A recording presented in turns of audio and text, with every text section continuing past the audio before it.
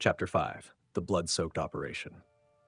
That day, Kael's group set out on another operation to secure additional survival supplies, but this time it would not be mere scavenging. There would be contact, and blood would be spilled.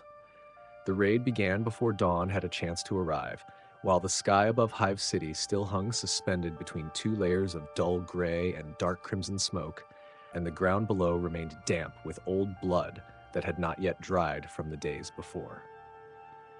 Kael's group moved in silence, each step calculated to avoid making unnecessary noise, because in this place, any excess sound could become an invitation to death.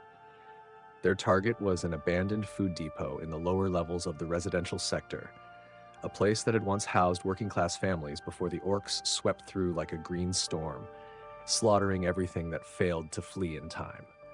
According to information they had pried from a dying man a few days earlier, emergency ration crates and power cells were still inside, enough to keep a group alive for weeks if they survived long enough to carry them out. Kael moved in the middle of the formation, gun in hand, his eyes constantly scanning the dark gaps between collapsed slabs of concrete. His body had grown accustomed to a state of taut vigilance, like a drawn wire, where every movement had to be weighed and every breath could become the final mistake. The point man signaled a halt, and the entire group immediately fanned out, pressing close to the walls. They were here. A low growl echoed from below, not loud, but deep enough to make the ground tremble faintly, followed by the sound of metal being scraped and heavy footsteps dragging across shattered concrete. A small orc patrol was moving into the area, lacking any clear formation, yet dangerous in their own way. Chaotic, violent, and fearless. The group leader gave the signal to strike. Everything exploded within seconds.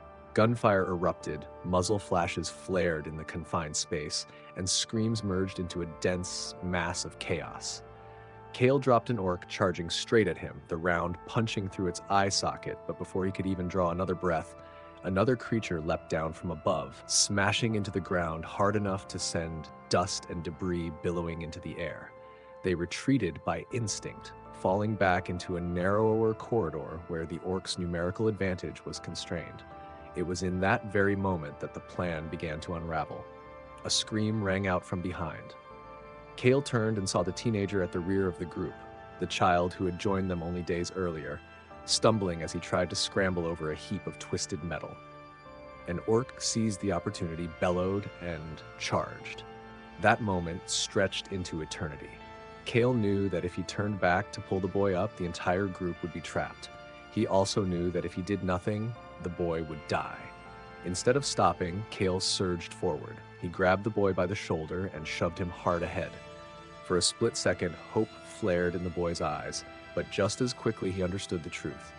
Under the force of Kael's push, the small body lost balance and fell backward toward the onrushing orc, becoming a living obstacle. The scream barely made it halfway out before it was swallowed by the clash of jaws and the sound of bones snapping. The team used that instant to escape. They ran without looking back, without anyone speaking a word, because they all knew that if someone opened their mouth, what would spill out would not be words. When they finally stopped, hiding inside an abandoned transport bay, each person's breathing rose and fell like torn bellows. The smell of blood clung to their clothes, their hands, and their memories.